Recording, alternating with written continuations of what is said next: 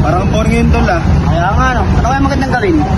Pala may pinapagawa nga pala si Ma'am sa chemistry. Ano ba yun? Nagkita ba kayo? Tingnan nyo. Ayun na tayo reporting eh.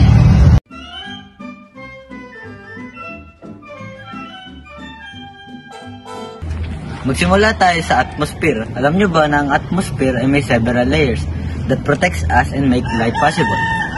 Alam mo bang ano yung mga several layer na yun? Oo naman, ito yun eh. Una, troposphere. Pinakamababang sapin kung saan nangyayari ang lahat ng panahon. Padalawa, nasa stratosphere, nasa itaas ng troposphere. Meron din itong ozone layer na nagpoprotekta sa atin mula sa nakakapinsalang ultraviolet. Yung ozone layer, yun yung nagpoprotekta sa atin sa sinag ng araw. Oo, para sa init yun. Kaya pala ang mesosphere, pinakamalamig na sapin, dito nagkakahati-hati ang mga bituin at meteor, yung mga nasa itaas. Thermosphere, nasa itaas ng mesosphere, nagiging mainit dito dahil sa direktang pagtanggap ng sikat ng araw. Dito matatagpuan ang ionosphera na mahalaga para sa komunikasyon ng radyo. Exosphere, pinakamataas na sapin, malapit na ito sa kalawakan. Ang hangin dito ay nakapakaliit at ang temperatura ay napakataas naman. Ayun na yun ang mga several layer ng atmosphere. Yun pala yun.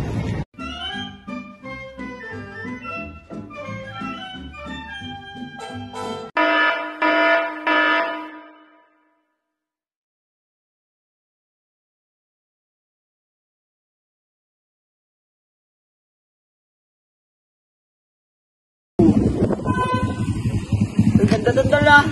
Ito no. Ano kasi yan? Ano to?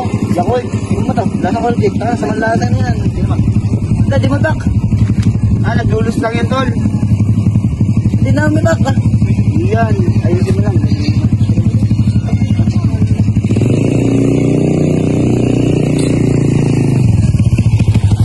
Tol! Hindi ba masama sa kapaligiran natin yan? Bakit naman magiging masama to? Ayos naman to. Magiging masama to. Pwede maging sanhi ng smoke from factories and vehicle, burning of fossil fuel, dust, chemical and toxic gases. Anong mangyayaring masama naman sa amin na rin? Sa kalusugan. Pwede itong mag-cause ng asthma, lung disease, headache, and even damage crops and water sources. They also contribute to global warming and climate change, which affects weather patterns, sea levels, and ecosystem. Sige tol, tigil na natin ito. Iwan na namin dito yan.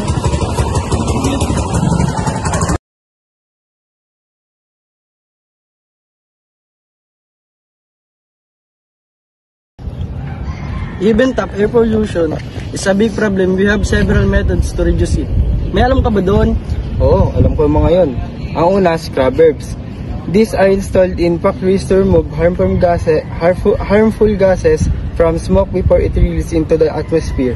Pangalawa, catalytic converters. Found in cars, they convert toxic emissions into safer gases.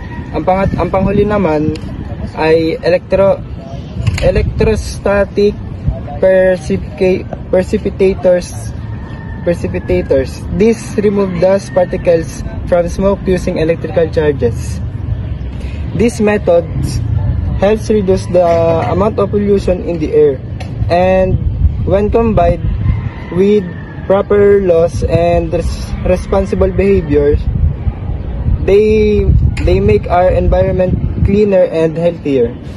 Wrap up, we learned that the atmosphere is made of layers that protect life on Earth, and it constantly cycles essential gases. We also discovered the air pollutants come from different sources and can cause serious harm, but with the right methods, we can reduce their effects.